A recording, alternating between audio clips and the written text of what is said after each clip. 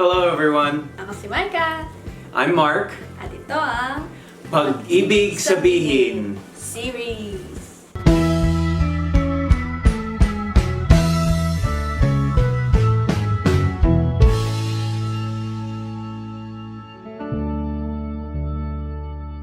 Okay.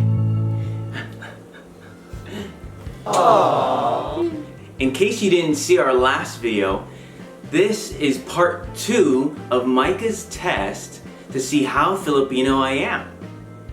Sa video na to, kailangan ni Mark magtagalog sa buong mga sagot niya sa mga 4 kong tanong. Kaya niya kaya? Tara! Tingnan natin! Okay, number 1. Naranasan mo na bang maglakad sa baha? Meron ako napanood dati na, nakakabasa pala ako, na hanggang hips, Ulit! ay, hanggang baywang. Yeah. Hanggang baywang yung tubig. Pero kung araw na nakadestino ako ng Cabangan, Zambales, hanggang tuhod lang. Hindi ganun kataas. Oo. Kawawa talaga ang sapatos ko noon. Yun talaga. Kaya kawawa ang mga sapatos ko na yun. Oo. Ngayon or noon? Noon. Okay, sige. Number 2. Gumamit or gumagamit ka ba ng tabo? Sinusubukan ko alaala yung unang beses na gumamit ako ng tabo. Kasi morong bataan ako nakadestino. At nung araw na yan, sobrang madumi ang CR. CR? Yung CR? Oo. Tagalog. Ano yung CR?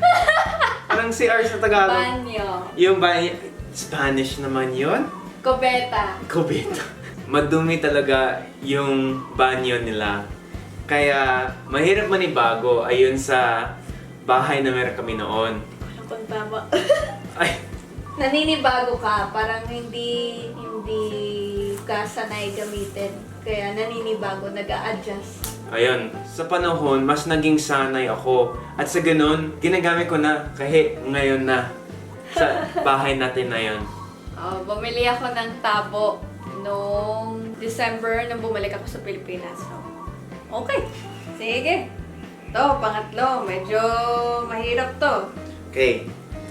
So, isa sa mga comment na na-receive namin last video namin na mag-tongue twister. So, ito yung tongue twister. Pasko Paksiw. 5 beses. Okay. Pasko, Paksiw. Pasko, Paksiw. Pasko, Paskiw. Pasko, Paksiw. Pasko, Paksiw. Yeah! Okay na rin. Isa pa. Practicein mo na lang. Ay, isa pang tongue twister? Oo. Sige. 70. 70 white sheep. 70 puting tupa. Okay. 70 puting tupa. 70 puting tupa. 70 puting tupa. 70 puting tupa. Ay, 70 puting tupa. Okay. Tupa. Tupa. Pero, okay. Puting-pating. Puting-pating. Ano yung pating ulit? Puting, white, pating is shark. Puting-pating. Puting-pating. Puting-pating. Puting-pating. Oh. Puting-pating. Galing! Okay. Ulit, bilang ka. Okay. Puting-pating. Puting-pating. Puting-pating. Puting-pating. Puting-pating. Yeah! Naranasan mo bang magmano sa mga matatanda? Nung bata pa ako, natutunan ko na kapag namamasyal kami sa kamag-anak, dapat humarap ka sa mga matatanda na kamag-anak mo at iaabot nila yung kamay nila sa iyo. Ang dapat mong gawin is kunin mo yung kamay nila at patong sa ulo mo. Ano yan? Yan yung kumakatawan ng pagtanggap ng biyaya nila. Diba? Paggalang sa kanila. Yung sa tatlo lang, yung tabo, yung pagmamano, or yung paglalakad sa baha. Ano dun yung parang nakapagbigay talaga sa'yo ng aral bilang hindi ka man lumaki sa Pilipinas, pero natutunan mo na, ganito palang yung pamumuhay sa Pilipinas. Ang pagbaha ang pinakang mahalagang karanasan ko sa Pinas. Kasi Kwento. karanasan nila na magsikap ng lola at lolo ko para makapunta sila ng pamilya nila sa California, Amerika. Doon kaya ako lumaki. Kaya mas madali ang buhay ko, mas marami. Walang baha. O wala. Kaya mahirap. At masaya ako na nakapunta ako ng Pilipinas at nakatira ako sa ugat ng mga ninuno ko. Nagpapasalamat ako sa kanila para sa mga oportunidad na tinanggap ko sa buhay. At gusto ko laging matandaan yung kultura ng aking pamilya at mag-give back someday kahit papaano.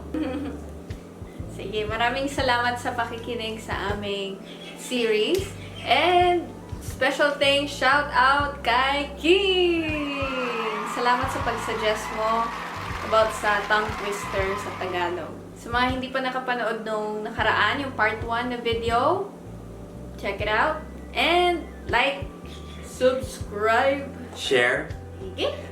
At ito ang Pag-ibig sabihin. series.